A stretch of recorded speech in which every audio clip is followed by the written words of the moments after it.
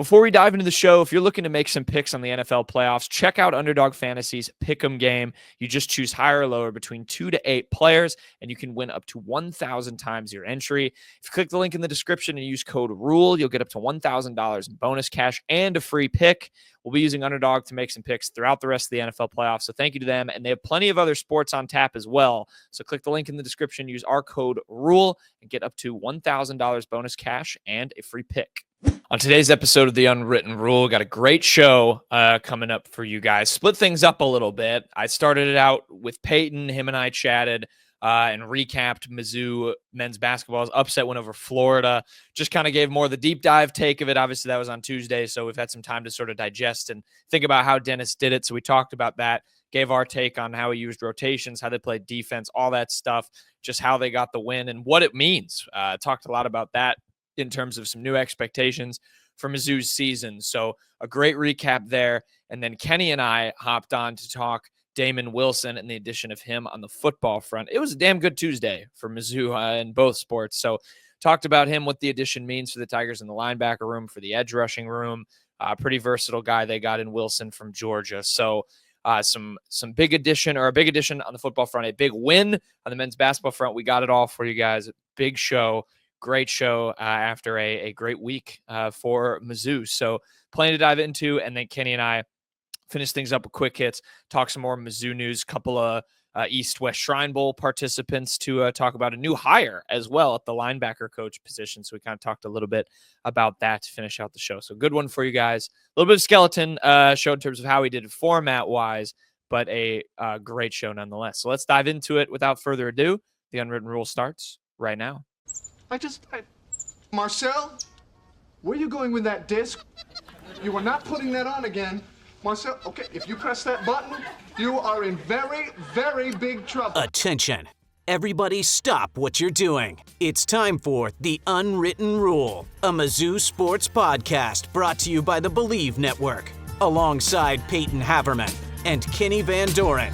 Here is your host, Jack Knowlton.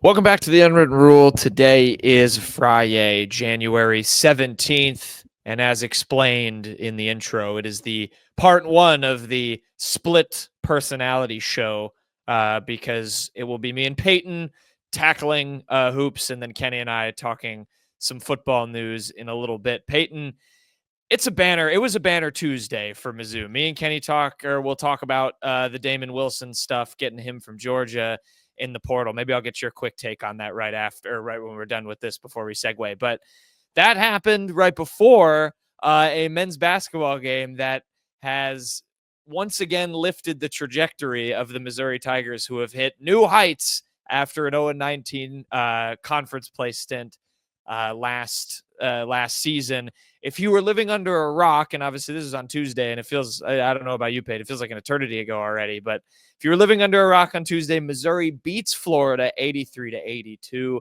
I know it's a few days out from a recap, but we're going to kind of be more nuanced about it. We've had some time to digest what was a very fun, then very muddled game, but ultimately a very, very massive win for the Missouri Tigers on the road, going to the Swamp, beating the number 5 ranked team in the country. I have a fun stat about that I'm sure a lot of people also saw, Payton. But this was a hell of a win for Mizzou. And I just want to start with, getting your highlights of, we're going to highlight a few individual performers in this game. And I just want to kind of dive right into it. And I'm putting you on the spot with this first one, I suppose, although it's probably not a hard answer because it seems like you got a couple guys you can pick from here. I want to know, in your eyes, Payton, in this 83-82 win, a game which Dennis Gates on his birthday said, screw you guys, I can play 11 guys and beat the number 5 team in the country. Who, in your eyes, was the MVP of this game, Payton? Who's getting your flowers first? Yeah, Caleb Grill. Caleb Grill is absolutely the MVP of this game. Just completely unconscious in the first half. He's been streaky at times, but it's not even really streaky anymore. The guy is just absolutely nailing buckets. like left and right just these last 3 games in SEC play. I know he was cold to start against Vanderbilt, but he wound up having a pretty good finish to that game even. It has to be Caleb Grill. Caleb Grill hit 4 3-pointers in the first half. We're going to check right here on the stats broadcast. Yeah, 4 for 5, was just nailing some really tough shots. Finished the game 6 for 10, 7 for 11. He had his 1 2-pointer he attempted was a really tough make as well, with a Florida defender draped all over him. And yes, the final 3 should not have been a 3. I'm sure we'll get into officiating in a little, but it was still an unconscious effort for him from deep. He made the final 2 free throws of the game to ice it. He was the reason Missouri's season expectations are completely different than they were 5 days ago. It was just a monumental win. There's a few other guys, that I thought played pretty well. Trent Pierce had a couple big moments in this game. Ant in the first half was really, really good. But it's got to be Caleb Grill. There's just no other way to slice it. He was absolutely the catalyst, the straw that stirred the drink for Mizzou. Yeah, it was spectacular. I mean, this team as a whole shot 37% from 3. They were 11 for 29, and Caleb Grill made 6 of them. He was absolutely the reason they won this game, and he was able to lift them. No other player had above 2. Only 3 other guys made a 3-pointer. I did think Anthony Robinson's 2 made 3s were really impressive. The one step back that he had in the second half was so fun. I think I sent the clip to you guys. It was Dennis kind of pointing around and running some off-ball actions, and then all of them just turned out to be phantom actions because that Anthony Robinson just dribbles left as it hits a step back 3. That was really, really fun. Yeah, Caleb Grill, I think, absolutely deserves all the applause in this game. I think the other guys you highlighted were good. I thought, I'll shout out Mark Mitchell just to be a little bit different. I mean, 15 points. Crucially, again, Payton, 5 for 6 from the line. He's seemingly found kind of his groove there. I thought he made some incredible hustle plays, and that's where I want to kind of like segue off of that. Like, this team just showed so much effort. I thought they wanted it more than Florida. Even when the game got kind of mucked up with all the fouls late, it kind of lost sort of. This was a really fun game, and it was a competitive game throughout. It was really fun, really fast, free flowing in the first half, and then I felt like as the refs got more involved, it just sort of it turned a little bit ugly and kind of clunky. But I thought Mark Mitchell was the embodiment of a lot of really good hustle plays for Missouri. And then your thoughts here too, Payton. I mean, Florida's one of the best rebounding teams in the country, and Mizzou went out there and just beat them. They just wanted it more. I know they only won the rebounding battle by 1, but they got 12 offensive rebounds. They lost by 1, lost by 1. Excuse me. Sorry, yeah. I'm looking at the visitors thing. 15 offensive rebounds for Mizzou. They earned second chance points. I mean, that felt huge to me. Those effort plays. What did you just make of that? I just kind of felt like Mizzou wanted it more, and then their talent showed, and it culminated in beating a top 5 team. Yeah, I mean, Florida came into this game, I think, as the top rebounding team in the country, not in rebound rate. That's a different stat than what Mizzou was really good at that we mentioned in the last show. It's a different thing. But yeah, Florida, I mean, was like the top rebounding team in the nation, and Missouri, like in the second half, was at one point up on the boards by 4. It kind of got a little dicey there at the end, but like you said, a lot of those were just high effort plays on the offensive glass. Tony Perkins, you look at the stat sheet, it wasn't a great night for him, but he had one of the biggest plays of the game, I think. Mm-hmm. On the missed free throw, he immediately grabbed an offensive rebound and put it back up for an and one. That was his one made shot, and I believe he made the free throw, and he missed one later on. But, yeah, I mean, the second chance boards were huge. Again, Josh Gray went out there, got you 5 boards. Trent Pierce had a great day on the glass. That was nice to see as well from him. He's 6'10", but at times he doesn't really play like a 6'10" guy. He plays more like a guard. And Mark Mitchell, 8 rebounds. They need more of that from him. I mean, especially 4, grabbing his own misses at times. Also, shout out to Mark Mitchell for having a nice day at the free throw line when most others did not, especially because we've been harping on Mark Mitchell for that. But I 100% agree with you. I mean, you'll take especially considering what this team has been under Gates for the most part. Only losing by 1 to Florida on the boards is absolutely monumental. If Missouri has rebounding efforts like they have in SEC play, especially in this game, I think they're going to be a really tough out for anybody. Yeah, it was just the effort. They wanted it more on the road. Like I said, I thought that was huge from them. And that goes into another point I wanted to make too. Just kind of looking back and sort of analyzing how Missouri pulled this off, because it was just a really, really impressive showing. I wanted to ask you about kind of Dennis's defensive looks and the rotation stuff. And I think one thing we've talked about throughout the season is, last year it really didn't work with the personnel. We thought he was kind of switching things up too much on defense. We know he likes to throw the occasional zone. He'll throw a few weird presses in there. And, we've seen the same thing to start this year where, teams are getting a lot of different defensive looks from Missouri. And you wonder, all right, is this going to work? Or is this a case of, they're not sticking to one thing enough and guys aren't mastering one part of the defense. They're switching things around too much. I think it's really working, and I think it's because Dennis has, 1, the new personnel, and 2, the growth from the freshmen and the mastery of kind of what he asked for defensively. I thought Missouri did a fantastic job of, Florida has a lot of good guard play, and they got production, out of those guards. And they arguably have the best trio of guards in the country. I mean, Walter Clayton had 28 points. Will Richard, Elijah Martin did their thing, granted pretty inefficiently, but got their scoring. But I thought Payton, Missouri defensively did a super great job of neutralizing Florida's bigs. And I know fouls play a little bit into that. I thought they did it on really, really well on both ends, really. But Alex Condon, 8 points, 3 for 3 from the field. He did have 6 rebounds, had that one really nasty dunk off the long lob. But, him and Thomas Haw, I forget how you say his name. The Hawk. Yeah, that's right. Hawk, the backup. I felt like they were really neutralized defensively. And then offensively, I thought the 5-out stuff that Dennis was running was brilliant. I really liked the lineup where it was Mark Mitchell as kind of that. He was the primary big and everyone was spaced. And to me, it created a lot of isolation situations and a lot of driving lanes. I mean, we saw the one from Trent Pierce, which we'll highlight in quick hits. But I just thought the spacing stuff and the way they took Florida's bigs out of the game helped on the rebounding and just helped them, stay in the game and take a big lead early and ultimately win it.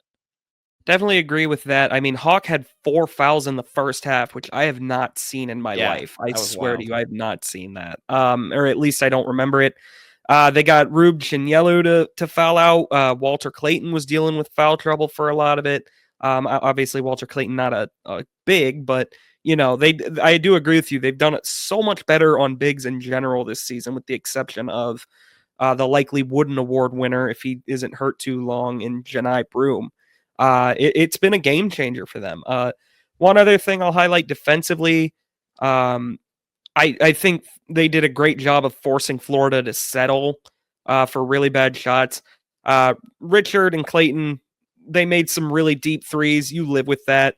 But I thought it was really encouraging to see how many just logo threes Florida had to kind of just settle for. Like, they were just firing up some really bad shots. So, great job defensively. This is easily the best defense I think we've seen under Dennis Gates. Definitely has the athletes to run his system much better now. It was just a very encouraging game from top to bottom, outside of maybe free throws.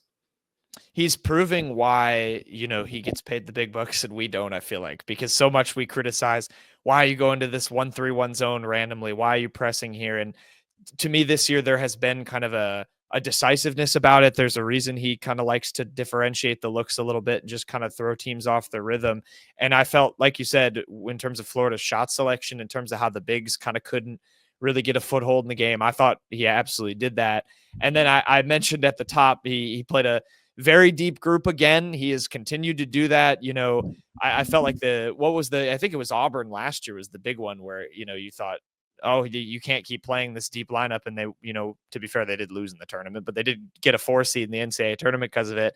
Felt like Dennis, we joked about it being his birthday. He was going to play as many guys as he could, but he's making it work with these different lineup combos. And it is kind of funny. It doesn't, I feel like Payton, if you can let me know if you disagree with this, it feels kind of less deep than it looks on paper, because if you look at the bench minutes, I mean, Caleb Grill played 30 minutes off the bench. We already talked about him. He was on fire. Then you had Josh Gray and Jacob Cruz with 13. And then it's, Marcus Allen with 8, T.O. Barrett with 6, which I want to touch on him specifically in a second, but him with 6, Peyton Marshall with 3, and Marquez Warwick with 3. He's still, even though he's subbing a lot of guys in, it seems like the guys he knows he needs to go to on the bench, he's going to, and he's not messing around as much with, playing guys big minutes that don't really feel like they should be playing them, even though a lot of guys are still, I guess, getting in the basketball game. Yeah, and I mean, look, it honestly, it works a lot better when you have more talent. I mean, last year it was driving people crazy because there was no talent. Even his first year, it drove people a little crazy because I mean, look, that team gelled together well, but I mean, there were guys on that team that were probably a bit overmatched for SEC play. I don't look at that the same way this time. Maybe you don't need to see Peyton Marshall going out there right now. I mean, he looks a bit just not ready for SEC play, which is fine. He's a true freshman. You can tell he's got a high ceiling on him, but I mean, he's just kind of picking and choosing. He's riding hot hands a lot better now. And like you said, Caleb Grill was giving them 30. The shots, like the makes don't, like 2 for 6, 1 for 5 from deep from Cruz doesn't look great, but I'll tell you what, I actually think he played a lot better in this game than that shows. Definitely a lot of effort from him. Got a couple boards. He has a lot. He's way more ups than I thought he did. I mean, he contested a 3 really well just by virtue of jumping through the ceiling, it looks like. So I kind of think that it works better this year just because the personnel is better. And he's been good about also, like, when a guy doesn't have it, he has mostly shied away from it. I mean, Marquez Warwick didn't look like he really had it in his few amount of times.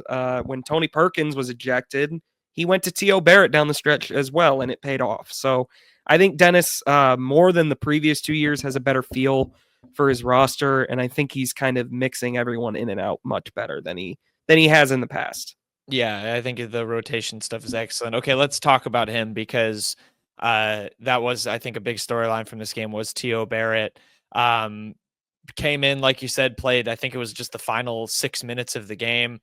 Didn't score, didn't attempt a shot, but you know what? His impact was felt. Got a rebound, had an assist as well. I thought played some excellent defense against, like I said, one of the better guard tandems in the country. What did you make of his game? And like you said, it's just so huge to have, especially a true freshman, a guy able to step up like that. And you're right, it goes back. He played these guys so much throughout non-conference play. T.O. Barrett wasn't ice cold. You had a guy when Tony Perkins went out of this basketball game who you could trust to come in, and we knew what we were getting to an extent from T.O. Barrett. I think it was understandable to have a little bit of worry. It's a true freshman, hasn't played big minutes all year, but he has played and he has shown he can bring it on the defensive end, and I thought he brought it.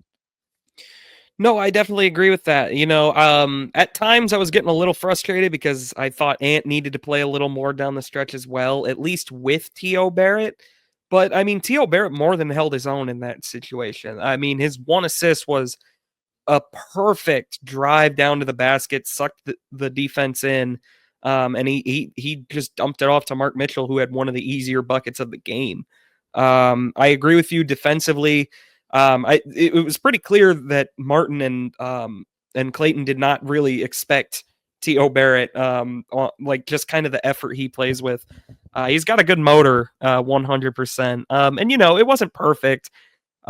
Because I mean, on a couple of those misses, like on the offensive rebounds Florida got, I think I saw 2 where T.O. Barrett just totally kind of was the reason that Mizzou didn't bring in those defensive rebounds.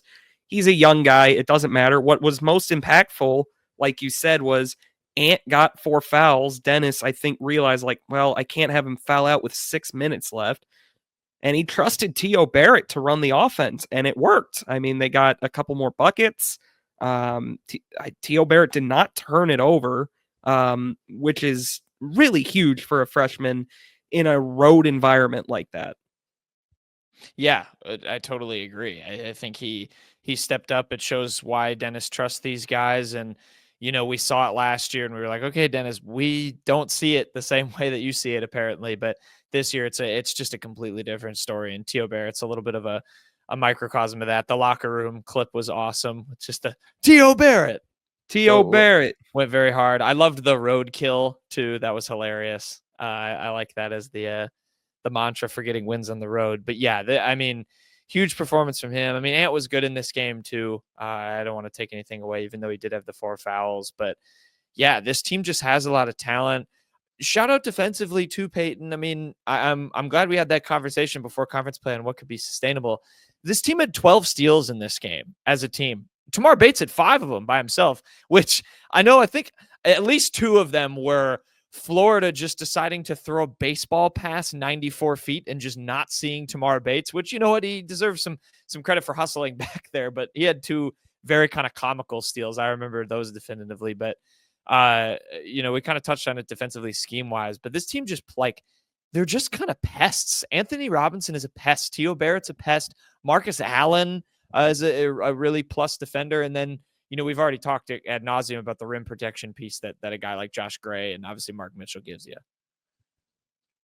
No, I 100% agree with you. I just, the defense has turned from a liability 2 years ago to an absolute strength. At time, last year, every time we saw, like, Missouri still has those droughts, like where they go a couple minutes or two with just some ugly shots, just like any other basketball team. But the thing that has improved so much with them is that their defense can more than make up for that. They can pick up the slack on the other end. And that's, like you said, a credit to the caliber of athletes they have now, the style of play they have, and just effort at the end of the day. I mean, Tamar Bates flies around. Tony Perkins, he's a bigger guard. He can be a tough matchup for some guys. Mark Mitchell, he's been as advertised on that end. Josh Gray has given them an element they've never had under Dennis Gates, with just some elite rim protection at times. It like you said, this is just a team that it truly has, I know it's funny that we had a debate about which team was better between this one and Dennis's first team. This game proves this team, when it's clicking, is unlike it's as good a team as Missouri has seen in over a decade. Yeah, I don't think that can be overstated. I wanted to ask you this too, offensively or defensively.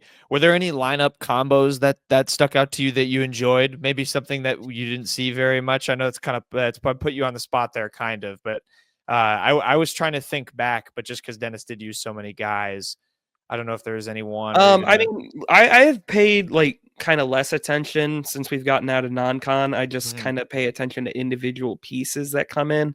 I do like what you said earlier. Like they played a bit of small ball. Mark Mitchell was kind of playing that 5. I thought there was a lot of good chemistry with that lineup. And to be honest, the whole team this season kind of just looks like you can tell that Dennis has drilled these constant rotations down into these guys because everyone looks like they know how to play with each other. It doesn't look out of sync too often. I do know there was at one point he put in Marcus Allen and Payton Marshall right after Grill had drilled 2 threes in a couple minutes in the first half. That was an interesting one, but there's not one that really stands out to me. Yeah, no, I don't necessarily disagree. There was just the 5 out stuff was just the best. I thought that really spaced Florida out and just made them really question what they were doing defensively. It isolated guys. It opened up driving lanes, and that's what you get. All right, we're going to call this section the ref shit section. Payton, let me know if I've missed anything. There was a lot of ref ball, especially later on in this game.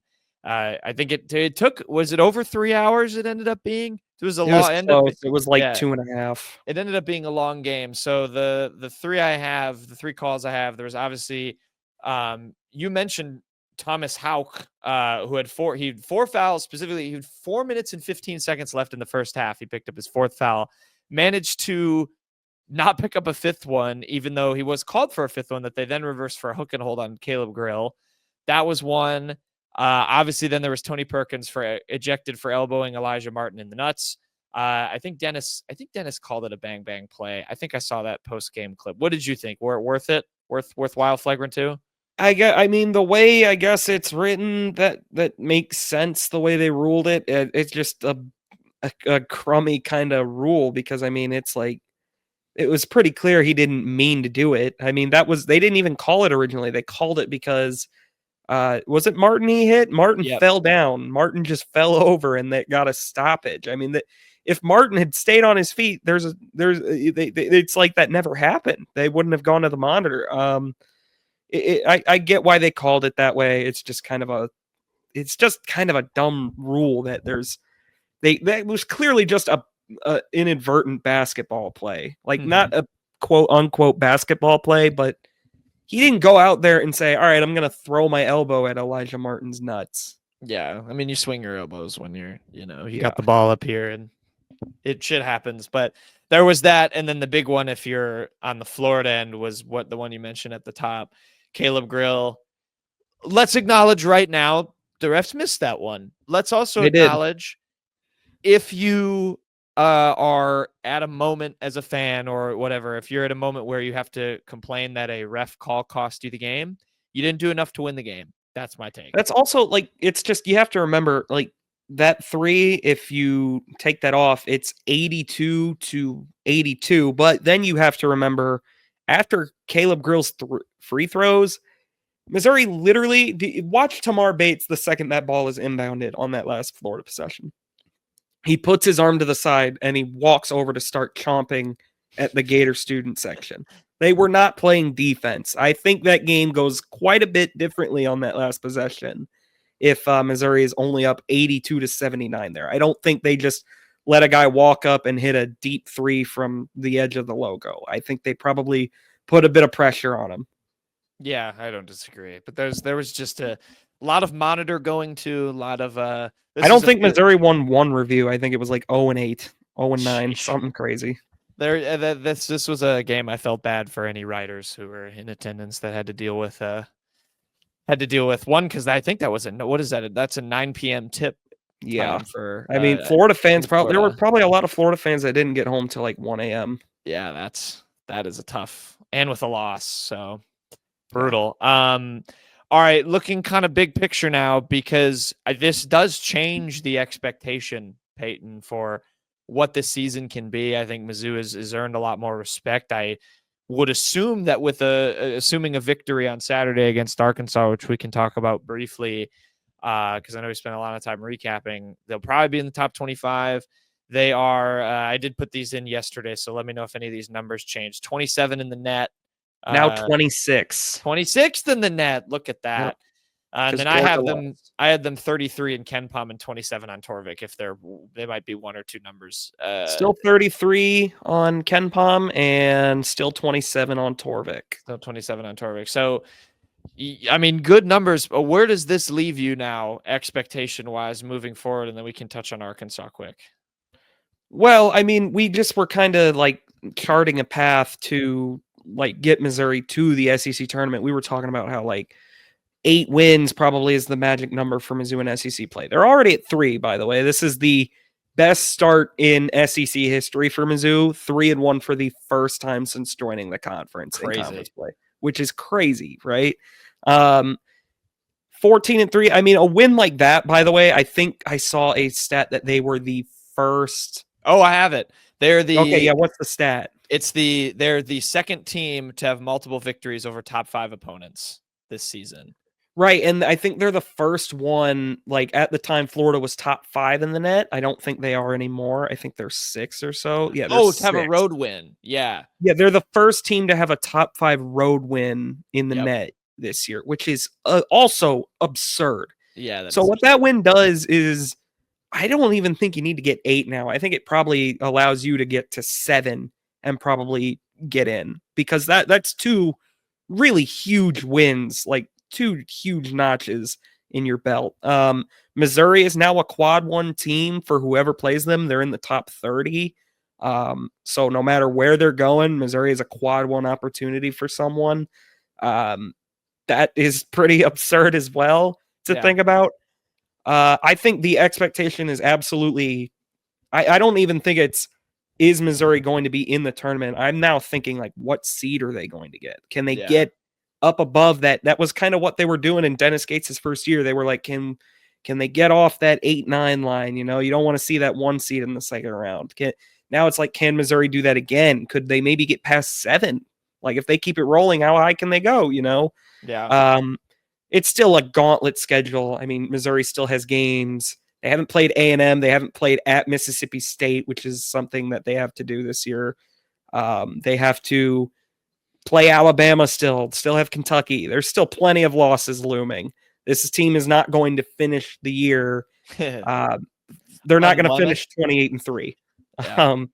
That would be absurd. But I mean, now Ken Pom and Torvik, I believe, both have Missouri finishing 10-8 in SEC play. I think that should get you a 6 seed, a 7 at the absolute worst. I think you deserve a 6 though. If you go 10-8, maybe win a conference tournament game too. But the ceiling, the calculus has changed. No doubt about it. I mean, you don't go in to a top 5 team's house and beat them without the bar being raised a bit. So you talk about that, the calculus has changed. The expectations now change too, I think. And, you're now going forward to where you beat a top 5 team in good form on the road. You're now going back home to face one who is going in the polar opposite direction because Mizzou will return home for a rivalry game, the Battle Line Trophy Basketball Edition, 5 p.m. On SEC Network Central Time on Saturday against Arkansas. The Razorbacks 0-4 to start conference play. I think the last time we talked about Arkansas, we were saying they had like an 18% chance to make the tournament. Missouri had like a 30. I'm sure those have shifted even further now. Missouri had an 80 chance last time. There you go. Arkansas 0-4. They have had a tough start. They've had to play Tennessee, Ole Miss, who is proven to be very good. They're still undefeated. Then they played Florida and lost.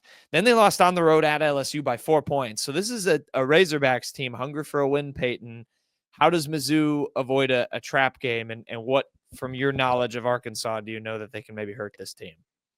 Yeah, I mean, you kind of said it there. I mean, it's almost the trap game to end all trap games. I mean, this is going to be a team that I would have said trap game to end all trap games if it was in Bud Walton. The fact they're at home is at least a little. I don't think there is such a thing as a trap game on the road in conference, to be honest with you. That's fair. I think they'd be ready for that regardless. This is a tough one, though. I mean, you're coming off that high. Dennis Gates is going to have to – it'll be a test. Dennis Gates is going to have to reel these guys back in because right now I'm sure they're thinking they are the hottest thing. Bee's knees. The bee's knees, the greatest thing since sliced bread. So Dennis is going to have to knock them down a peg or two in practice because this Arkansas team, like you said, 0-4 in conference, 4 very – Tennessee wasn't close, but 3 rather – very close losses, and 2 of them against very good teams, 2 close losses against very good teams. And then dropping LSU is like a wow moment for Arkansas because never in a million years did I see them kind of falling like that, 0-4 out of the gate. They're going to come into Mizzou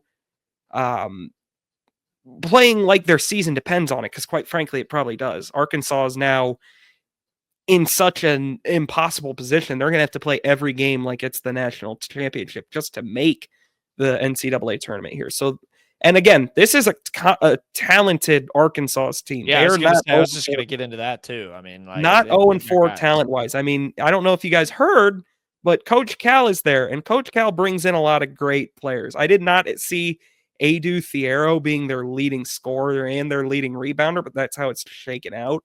Boogie Fland is probably a one and done, if I'm not mistaken. Knowlton, yep. One of the better freshmen. DJ Wagner. People will certainly know John L. Davis, although it's been real rough for him. Jonas Adu has been a letdown.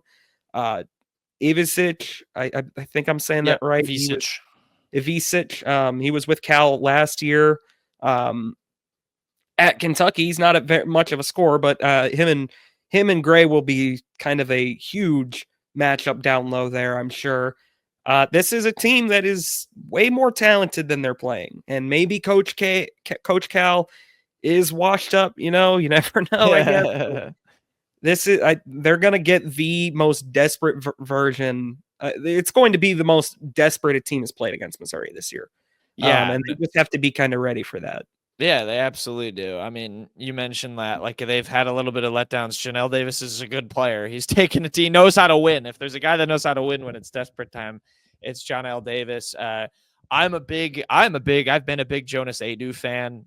When he was at Tennessee, I thought he was a stud. I mean, he averaged like 11 points and almost 2 blocks a game last year. He's still averaging around a block and a half. So like that's going to be a tough matchup for Josh Gray. I think he's going to have to be really disciplined in the paint. And then, yeah, Missouri has not gone against, in my thinking off the top of my head, an elite freshman like they will against, Boogie Flan. Kasparis. I guess Kasparis from Illinois, yeah. But I'm thinking a guy who, I think ahead when Mizzou plays Oklahoma, for example, and they got to face Jeremiah Fears, and someone who, is relied on to be a very large bulk of an offense. Sometimes that can be a scary thing, just because if a guy like Boogie Flank gets going, he's a confident player. He's going to be a first round NBA draft pick. I think he can absolutely torch this team. And yeah, Thiero, what a kind of weird breakout year for him. Can't say I saw that coming. Yeah, 7.5 points less than that for Kentucky last year. It's like 16 a game. Very random breakout. Yeah. So, you have guys, and he's sort of that weird. I mean, he's like a 6'8" kind of score first forward. Mizzou knows a lot about having one of those. He's someone who can definitely hurt you. Yeah, this is a trap game for Mizzou, and it's one that if you can pull it out, I think you're getting real excited, because you're going to have a little number by your name on Monday, and then, you got to lock in again because you go down to Texas, and that's not going to be easy to win. But yeah, I'm very excited to see what the prospects are. You got any final thoughts on Arkansas? It's Coach Cal too. Yeah. Coach Cal knows how to win.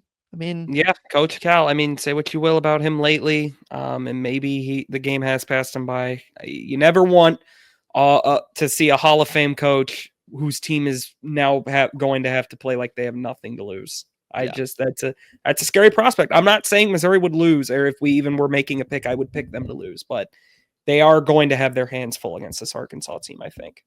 Last thing I wanted to say, I mean, you mentioned that Texas game. Their next 3, I think, are really big for them, with Arkansas, Texas, and then at home against Ole Miss, because then you got to go on the road to Mississippi State and Tennessee, and those are not fun games. And then you got A&M coming to your house, and A&M has just been a bogey team for Mizzou since Dennis got here. I mean, I think Buzz is 4-0 against him, if I'm not mistaken. Yeah, they don't like playing A&M. Yeah, A&M's been a tough draw for them. So if you can go out and get at least 2 of these next 3 in Arkansas, Texas, Ole Miss, I think you're sitting rather pretty. If you go out and get all 3, I mean, we're going to be talking about the SEC title at that point. If you're talking, you mean the run after this kind of one, if you beat A&M? Oh, no. I'm just saying if they go 3-0, I mean, because then you're sitting at 6-1. 6-1. You're going to be at worst tied for second, probably individual second. If Auburn loses, you're tied for the conference lead at that point. But yeah, one foot in front of the other. Arkansas is talented. Arkansas is not 0-4 talent. Missouri is not going to overlook any team. I think Dennis is good at doing that with his guys. Yeah, 1-5 in the last 6 against Texas A&M. It bridges Dennis. They are not very good against the Aggies. All right, like I said, you can tune into that game at 5 p.m. Saturday on SEC Network. So, and you can go pack Mizzou Arena out if you get to go. You got to cheer on the Tigers, and it's just a rivalry game. There's a pride thing from that as well. So, yeah, that'll do it for some hoop stuff, Payton. It's an exciting time for Mizzou men's basketball. I am greatly looking forward to the rest of SEC play. This team is damn fun to watch. So with that, we'll kick it to the second part of our Mizzou segment with the worst half of our show, Kenny Van Doren. Just kidding, Kenny. I'm just kidding. But yeah, we'll go on the other side with me and Kenny talking a little bit of football. And now for something completely different. Okay, switching gears, we have the better half of the show on. the better third of the show on now with Kenny. No, I'm just kidding, Payton. I'm just kidding. But yeah, I know we said in the intro we're splitting the show in two. We did hoops with Payton. Now we got some football talk with Kenny Van Doren. Because Mizzou had a banner day, Kenny, beating Florida, and on the basketball front. Then in the football front, landing an absolute stud at the linebacker position in what's been a excellent transfer portal haul for the Tigers. Damon Wilson II, as he's labeled on his Rivals page, comes over from Georgia. We now got Wilson and Darius Smith are the Mizzou dogs, right? We've got both them in the last two portals. Wilson last season as a true sophomore for Georgia, 22 tackles, 3 sacks, 2 forced fumbles. And for some further background, he's from Venice, Florida originally. Was a stud of a recruit. Number 11 overall, number 4 player in the state of Florida, and the number 1 strong side defensive end in the class of 2023. He was number 9 in the Rivals transfer portal rankings, Kenny, and 2 years of eligibility remaining. I have some kind of deeper question about him too, but man, Missouri hitting dingers, I feel like, in the portal here, and they get another one in Damon Wilson. Yeah, it came right before the Florida game. I think some people on the beat were probably like, the ones that are kind of splitting time between football and basketball and covering everything. They're probably like, come on, Drinkwitz, why tell him to give him the all clear that he can announce his commitment now. Because it's one of those things where maybe coaches will tell players, kind of hold off on it. You're not. We don't know the ins and outs of exactly about if they told him or he just kind of chose that time. But it is funny that it all just came at the same time on a big night for Missouri fans there on Tuesday. With Damon Wilson, though, I mean, is the biggest winner of Georgia 2022 against Mizzou Georgia, or is it Mizzou? Because I mean, Mizzou got 2 of their biggest edge rushers. Of course, Georgia went on to have a great season that year. But yeah, I mean, having Darius Smith coming back, it's almost like you're getting Darius Smith out of the transfer portal as well, because he didn't play this past season because he had that injury at the end of fall camp, missed the entire year. Now he's coming back into familiar territory with a guy that he had an opportunity to play with at Georgia, and Damon Wilson in 2023. Of course, Damon was a freshman that season, didn't play, too much. We can look at his stats here as well. Only he appeared in a bunch of games, but only really recorded stats in 2 of them against Florida and Ole Miss. So I think that's massive for the defensive end room, especially after losing Johnny Walker, who was a staple at one of those edge spots since 2022. I mean, he was kind of a reserve more in 2022, but really stepped into a bigger role that year with Isaiah McGuire at one of those edge spots. And then in 2023, he was a Cotton Bowl defensive MVP. And so it's just kind of big that, you're replacing a guy who was in this program for a long time, and then you get not just experience out of Darius Smith, but then you get, Damon Wilson, who has a lot of, projectability after playing a lot more this past season at Georgia. And that number 9, ranked nationally for Damon Wilson, that's one of the biggest transfer recruits of, all time in Missouri history, if not the best one. That sounds like a Ken Sports Shorts.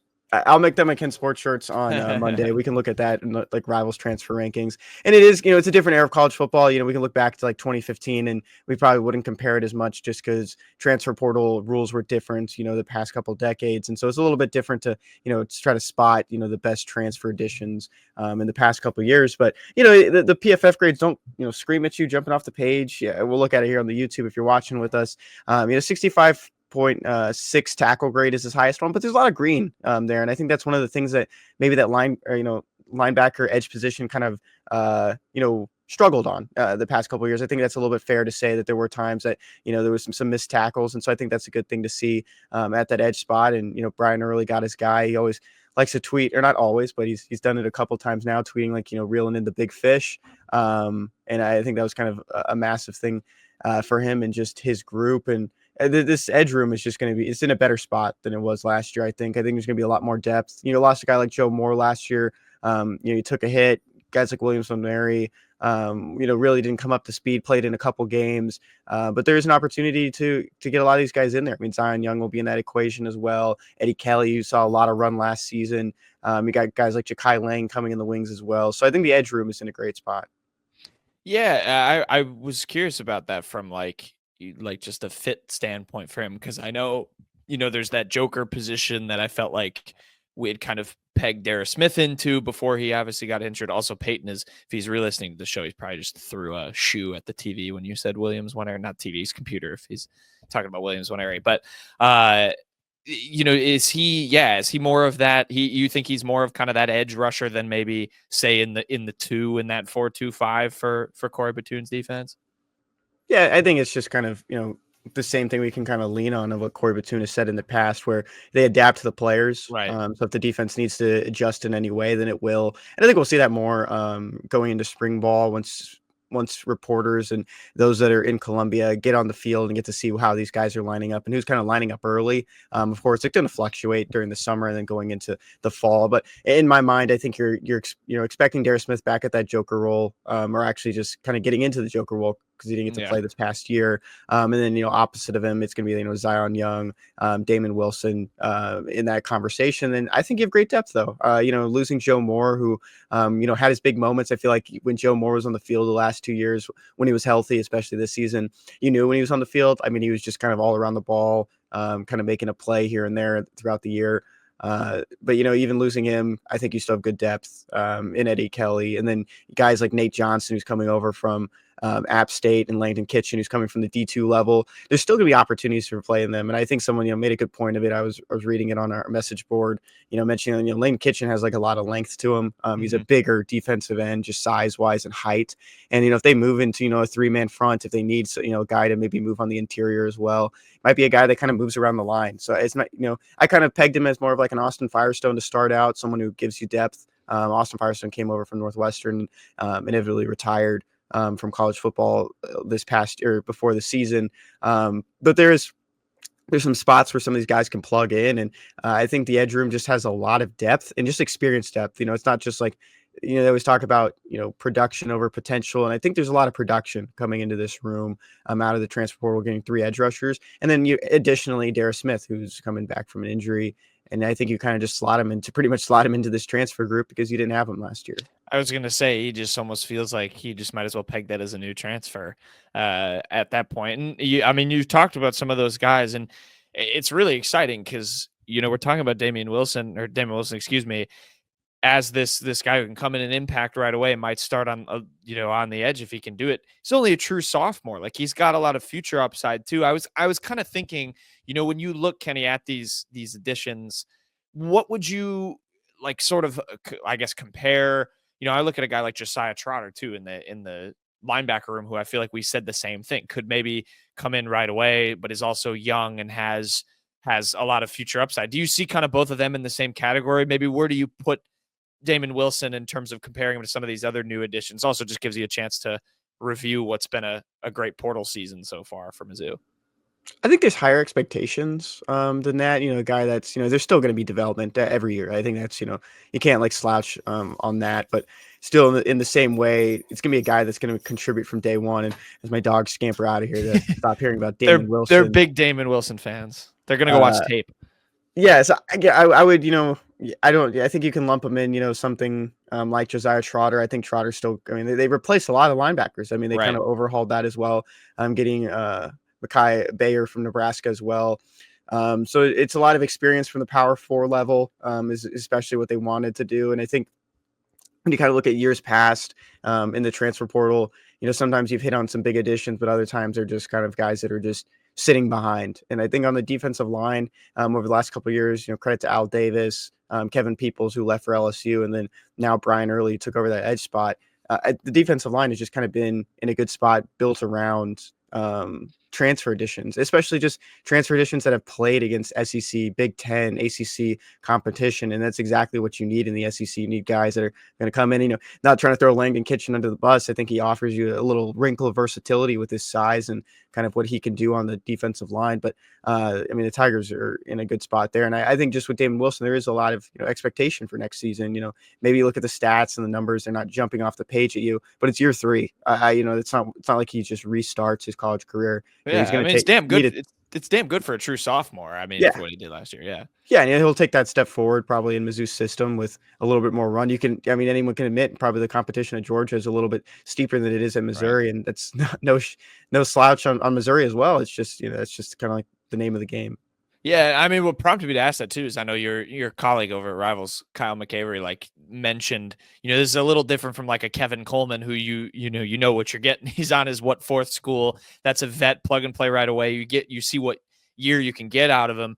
Damon Wilson, I mean, shoot, if maybe it's ideal he has an explosive year, goes off to the league and is just a one and done guy at Mizzou, so to speak. But it feels like a guy who, like you said, can build on what was a really productive season at Georgia and be really, really good for Mizzou in a team that's had some really darn good edge rushers and Johnny Walker, Darius Robinson over the years. So it makes sense why guys like Darius Smith, Damon Wilson want to, go over and try their hands. So a lot of credit to the staff and what they've done in the portal over there for Mizzou.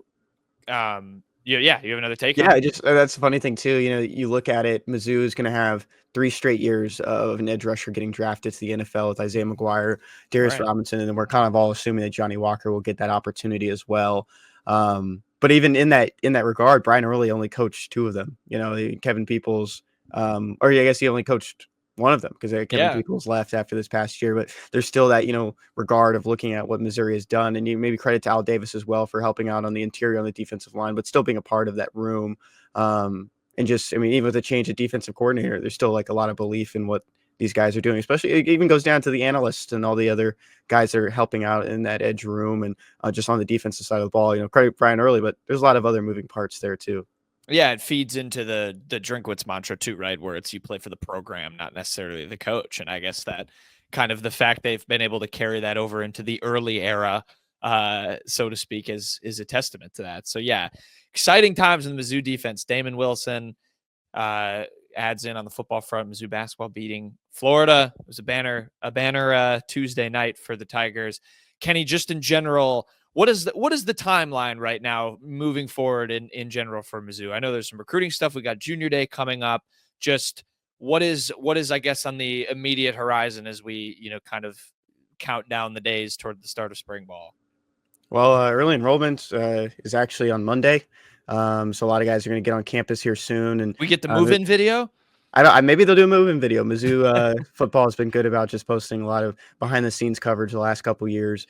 It'd be a lot of high schoolers moving in. There's a good amount of those. Donovan Labode is in that group. Charles Bass coming over from East St. Louis. Matt Zoller's coming back from that lower leg injury. He'll be on campus. They're expected to be. Same with guys like Sean Terry, the wide receiver out of Ohio. So good contingent of guys. Good contingent of guys that know each other well. Javion Hilson, another big one out of Florida, the 5-star. The mystery man. Brian Early landed at the last second. It'll be good for him to kind of mesh and learn some, get to know some of his teammates because I was talking to some of those offensive linemen. They didn't really know much about him because I think the only guy that got to meet him of that group that was at the All-American Bowl was Jack Lang because he was at his official visit. So it'll be good for them to just all kind of mesh, get to know each other. I think it's a good, strong group. Of course, you're going to expect transfers down the road. I don't think everyone is going to stick to the team that that they signed with this cycle, but it seems like a good group of guys that want to stick around and build something. And sometimes those late commitments can change over time, but it'll good to have them on the field or good to get them in the program early for Missouri. You get all these transfers coming in at the same time. I know a lot of them are already moved into their respective homes in Columbia, and they're going to start meshing well and trying to mesh well with their new teammates. Their respective homes in Columbia. That just cracked me up the way you said that. I don't know why. I will throw out there as well. I think Mizzou is at 86 scholarships at the moment, and you don't really have to trim that down until the season starts. There's a second portal window. Grad transfers can leave whenever. I saw someone say, just pointing out Tristan Newsom, who has an extra year of eligibility now because he was at the JUCO level, waiting to see what he's going to say. And I posted on there, maybe he'll do an official announcement. I think it might behoove him, just because it is a very newsworthy thing. A guy who's played a good amount of snaps the last 2 years and stayed on the field, even when he was banged up, that, maybe you'll hear something, but at the same time, they can supplement scholarships with NIL. They've done it in the past. Not saying that is something I've heard or that they'll do, but it is just something to think about if you're looking and looking at the scholarships. But as of right now, it's at that 86 mark, and there's 85 total. So with Damon Wilson, so I don't really expect anything else to happen in the transfer portal.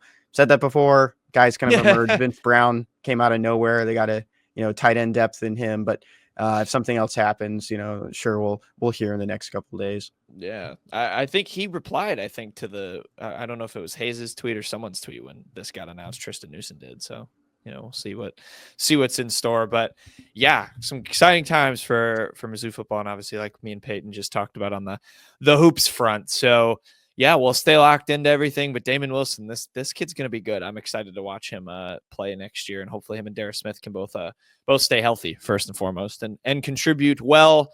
That's pretty much our Mizzou segment. Kenny, let's go do Payton's work for him now. We will finish the show with quick hits.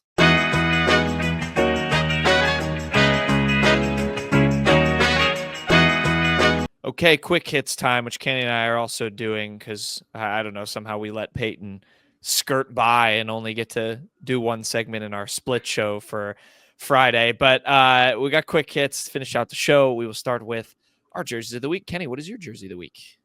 Well, we're a Georgia podcast now. Yeah, I guess so. We're just going to talk about Georgia football. But Dominic Lovett, former Missouri wide receiver, was accepted an invite to the East-West Shrine Bowl. Our good friend Jacob Infante, who I kind of want to have back on to talk with us about another exciting year for Missouri fans regarding the NFL draft. And he'll come on. He told me that the East-West Shrine Bowl has gotten a lot more guys. They enticed players to come there instead of the Reese's Senior Bowl. I think still, the one that's more highly regarded, of course, will be the Reese's Senior Bowl. But the East-West Shrine Bowl is definitely a bigger one to keep your eyes on, especially with so many Georgia guys. I'll point this out real quick before we move on to Payton's bird of the week, because we're Georgia or jersey of the week. But look how many Georgia guys there are. 1, 2, 3, 4, 5. They announced 5 on the same day.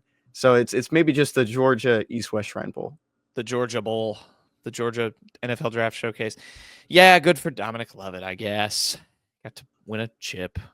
Guess he accomplished what he wanted. He never won a chip. Or no, you're right. He didn't win a chip. Gosh, the timeline is that's like crazy that it seems like he's just been around forever. And well, I wish Mizzou would have won that game in 2022. Gotten the one over on Dominic Lovett. It is what it is. We'll wish him the best in the He was on that team. He was what? He was on the Mizzou team in 2022. Yes. He was. Well, yeah, just like you sent in the chat, you just want to forget that game ever happened. Game. Yeah. Payton's jersey of the week, and I think this is a pretty fun one. I like to kind of follow this. I guess it's also my job to follow this to see where the former Missouri players that entered the transfer portal ended up. And Brayshawn Littlejohn, who was, I think I pointed out to him when we were still on the radio days that, I got to talk to him when he was signing with Missouri. And I was like, this guy could be a captain someday. Just brought a lot of enthusiasm to the defense and just a lot of leadership. Didn't really find a center role in that linebacker room. Looked like he was kind of getting passed up there by some of the freshmen this past season. And then the addition of transfers really didn't help him in many ways. But he entered the transfer portal and he's followed the guy who recruited him, DJ Smith. DJ Smith, who took the job, the defensive coordinator job at App State. That's where Brayshawn Littlejohn will continue his college career. Yeah, good for him. These are always fun to follow, and good that they've kept that good relationship. And best of luck to Brayshawn. Hopefully he can find some success. I was always disappointed that he was never on the preseason all-name teams that always come out every year. He does have a great name. Yeah, Brayshawn Littlejohn. It's so good. So yeah, hopefully he can have some success in the Sun Belt, and he can keep killing it with his I guess DC now instead of just linebackers coach. So good luck to Brayshawn. All right, my jersey of the week. I guess I'm downing the vibes slightly. I'm giving my jersey of the week to Bob Uecker. We're going to the baseball realm. Yes, Jack Knowlton, the noted baseball savant of this show. My jersey of the week's gonna be Bob Uecker. He passed away. A longtime Milwaukee Brewers announcer, of course, has the famous clip in the movie Major League 2. I'm sure everyone will know that. But passed away. He was 90. Was the Brewers announcer forever. I grew up a Brewers fan, so I'm being a little bit of a homer with this one. He was, listened to him on the radio all throughout my childhood. So it's obviously sad to see, but he was very, very beloved by, I think, everybody. If you're just a sports fan or you watch Major League, like you knew what that movie was. Kenny, I know you're a baseball guy, but had to give Bob a shout out. He's a Milwaukee legend, Brewers legend. I'm a Milwaukee guy. I gotta show some love, but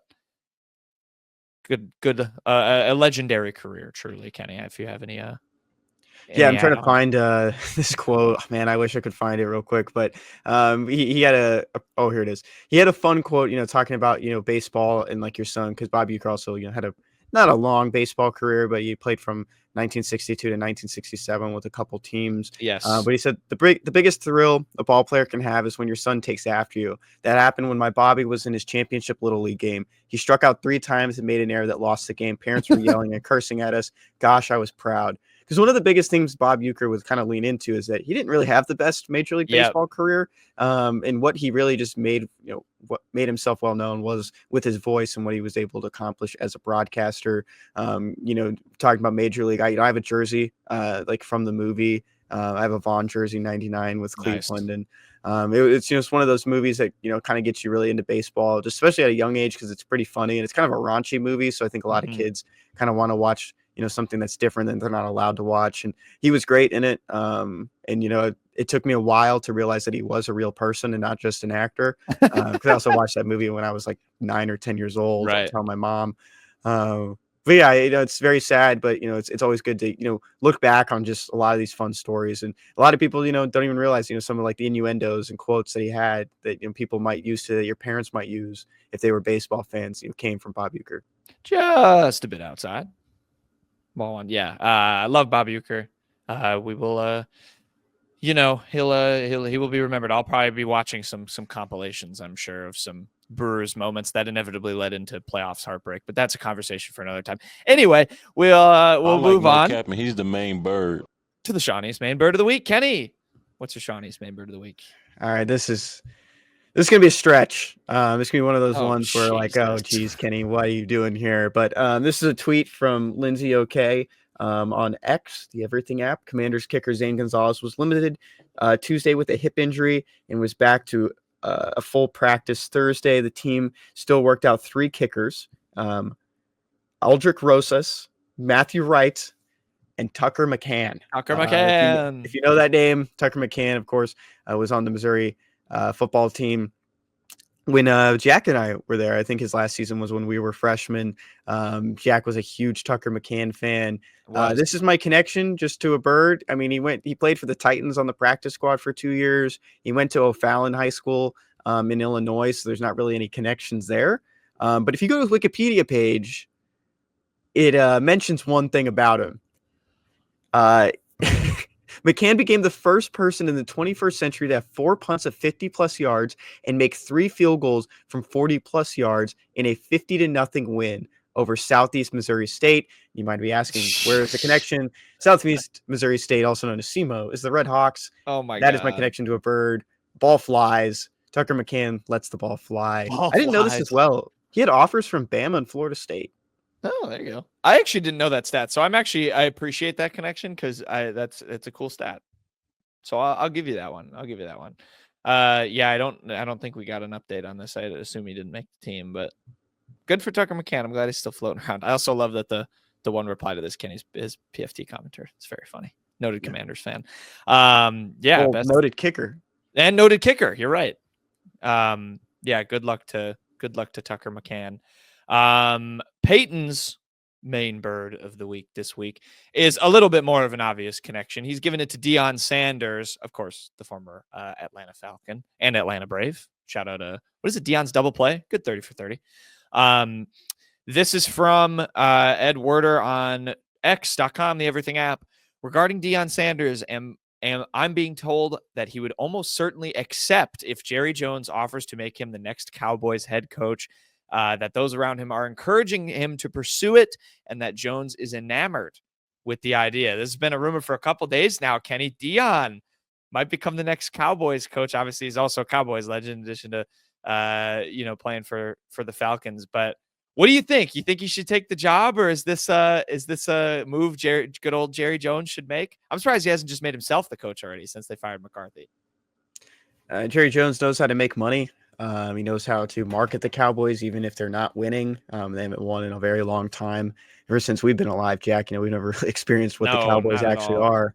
I think if he wants to continue to do that and go out with a bang, go right for it. The one thing just about Deion is that my senior year of high school, he was coaching on my high school field. He was coaching for Trinity in Dallas, Fort Worth, and came down and beat my St. Thomas Eagles on a blocked field goal. And St. Thomas had an opportunity to, I don't remember if it was to win the game or to tie it, but they blocked the field goal. And I don't remember when we had Ian Wheeler on, who went to my high school, Howard grad, and currently on IR for the Bears.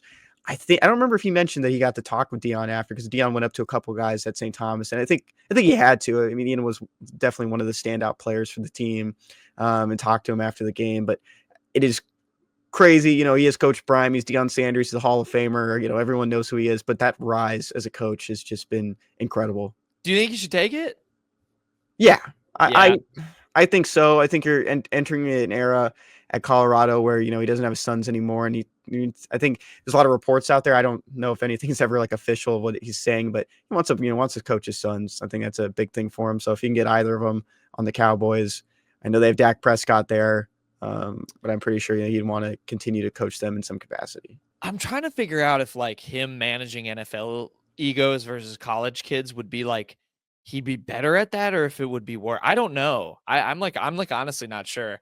I'll have to ask. Maybe yeah. Well, I don't know. We'll have to see what happens. I think he probably should too, though.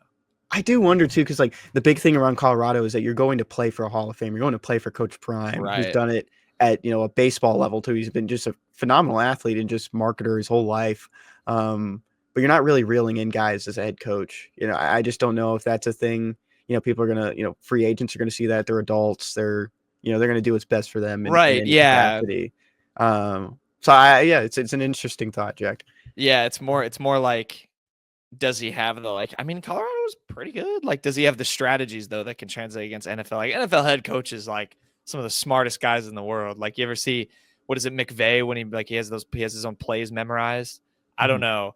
It'll be interesting to see what he does, but that would be exciting. Also, Belichick, don't factor him out. Hadn't signed that contract at USC or at UNC. Lombardi posted on Twitter today saying that everything was okay at USC. Yeah, he's the general manager. The one thing I'll throw out there as well, Colorado's not in a terrible spot, even after losing Shedeur and the Heisman winner. Yeah, they have Julian Lewis coming in, so there are still good recruits at Colorado.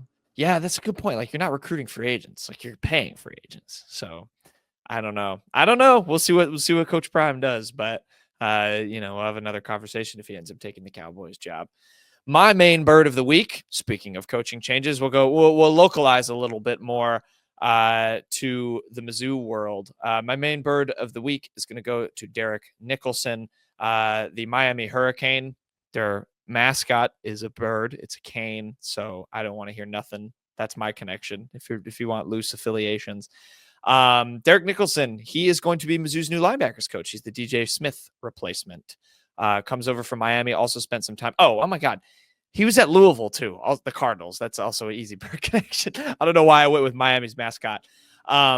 Spent 3 years at Louisville, last 2 years at Miami. He coached Corey Flagg in 2023. He had 48 tackles and a sack. So already got some familiarity with one of the better players on Missouri's, roster and in the linebacker room. So I'm excited to see what Coach Nicholson can bring. Yeah, he also coached at Southern Miss, which is the Eagles. He played for the Seahawks and the Falcons in the NFL. A lot of connections everywhere. A lot of bird. I have the best bird connections. That might be the most ever. That should get you an award for one guy. Except that, I know I negated the award because I said of the Miami Hurricanes mascot. But Kenny, you got any Derek Nicholson takes?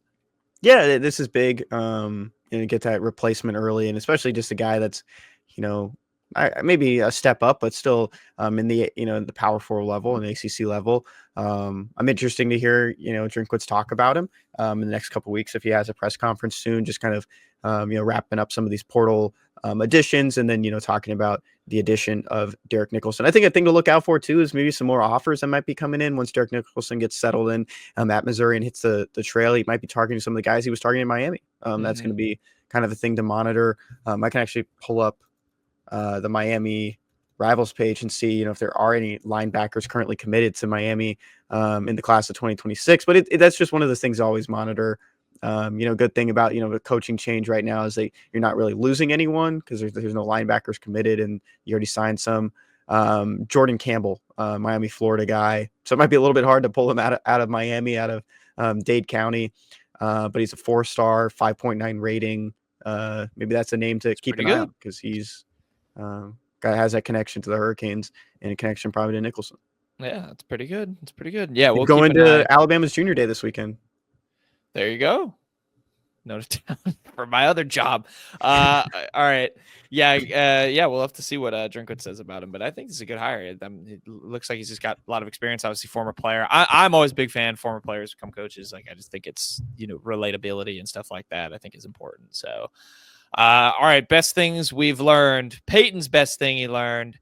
It's going to go to Trent Pierce, who made an appearance on the SC Top 10. He was play number 6 for the vicious dunk he had over, I'm forgetting the guy in Florida's name, which is really bad, but just absolutely posterized him, which is really awesome. Shout out Trent Pierce, had such a great sophomore season, Kenny, and the bench guy absolutely hyped for him. This was awesome. And now this is where I can get your take on the Florida game.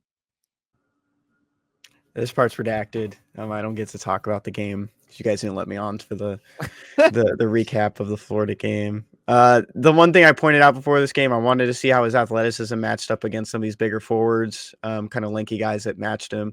I don't think we saw too much of Trent Pierce, popping off the page, but this was literally everything that kind of came together. And I think it's just also an example of how much different these freshmen are from last season, how much growth they've had, which has to be massive for Dennis Gates. Because last year, there were instances where Trent Pierce and Jordan Butler and Anthony Robinson it just didn't look right. No. Nothing was coming through. And you have to remember they are freshmen. They're not, they were highly touted. They were top recruits that Drinkwitz went after. And this is mean Gates? Sorry. Well, mine is scrambled. Yes. Dennis Gates landed, and Trent Pierce has gotten to a starting role just like Ant has. Yeah, no, I think the athleticism popped. That was a good take by you pregame. So, yeah, this is a vicious dunk. I hope Trent Pierce has many more of them to come. So that was Payton's best thing he learned this week. Kenny, what'd you learn this week? Well, if you're a Vikings fan and if you're listening to this, I'm very sorry that your season ended the way it did. But this is kind of a cool one just for Missouri fans. Former Missouri offensive lineman Marcellus Johnson was elevated or signed before the playoff game on Monday against the Rams. And then he got signed to a future reserve contract with the Minnesota Vikings. So he's going to stick around another year, into the offseason and see how that one kind of shakes out for him. But just a former Tiger continuing his NFL and pro career. Tigers in the NFL. We love it. Yeah, good for Marcellus Johnson. I'm excited for his. Hopefully, he can have a future with the Minnesota Vikings. Yeah, that was a tough playoff game. They got boat raced by the Rams. There were no good wild card games either. I know we talked some wild card game, but the Texans. What do you say? Oh, you're a Texans fan. No, I'm not. You gonna beat the Chiefs? I'm not on the team. Okay, are the Texans gonna beat the Chiefs? Yeah. Quit giving me two. Yeah, it's their year. You heard it here first. All right. My best thing I learned this week, we're going back to the East-West Shrine Bowl because not only did a former Tiger get invited to it, but a current one did as well. Dominic Lovett will be sharing the wide receiver room with Theo Wees. He got invited to the East-West Shrine Bowl. Very exciting. A guy who hopefully can have a future in the NFL. And this is a game I feel like for a person, and again, we'll talk to Jacob Infante later on, but I feel like for a person in kind of the position he's in, this feels kind of big if you can pop off, in the week leading up and into the game as well. So I'm excited that Theo Weiss is playing in this one. But yeah, he will be at the East-West Shrine Bowl. Closer to home too. He's from Dallas. He actually got to go back, or the Dallas area. He went back to Allen and talked to some of the high schoolers there. So kind of making his rounds in his home area and getting to play at AT&T Stadium is probably massive for him. You think about it, Dominic Lovett doesn't leave Mizzou. There's no Theo Weiss. I think that's kind of something you can fairly assume that there might not be the funds or the need to add a wide receiver of his caliber. And he ended up having a great year. I think it was safe to say he was, statistically better and more reliable than Luther this past year. And no slouch on a guy who's going to be a first-round pick. But he had a great career and really turned around his career for an opportunity in the NFL and at the pro level with Missouri. Yeah. So we'll keep an eye on Theo Weiss in the East-West Shrine Bowl. That was another thing I wanted to mention too, Kenny, the Luther. If Deion goes to the Cowboys, I've been seeing a lot of Luther mocks to the Cowboys in the NFL draft. That would be kind of fun. Yeah, that was the thing that I was always hoping that he was going to play for Colorado. So this is great. Every Mizzou hater ever. All right. That'll do it, Kenny. I don't know if you've prepared a joke in Peyton's absence, but if you haven't, that's okay. We can. I got one. Jack, why isn't gullible in the dictionary? Why isn't gullible in the dictionary? Well, I don't know. Why isn't gullible in the dictionary? It should be. It is in the dictionary. Yeah. Okay. Why is it written? It's written on your ceiling too. If you look up at it. Oh, got him. All right. That'll do it for the show.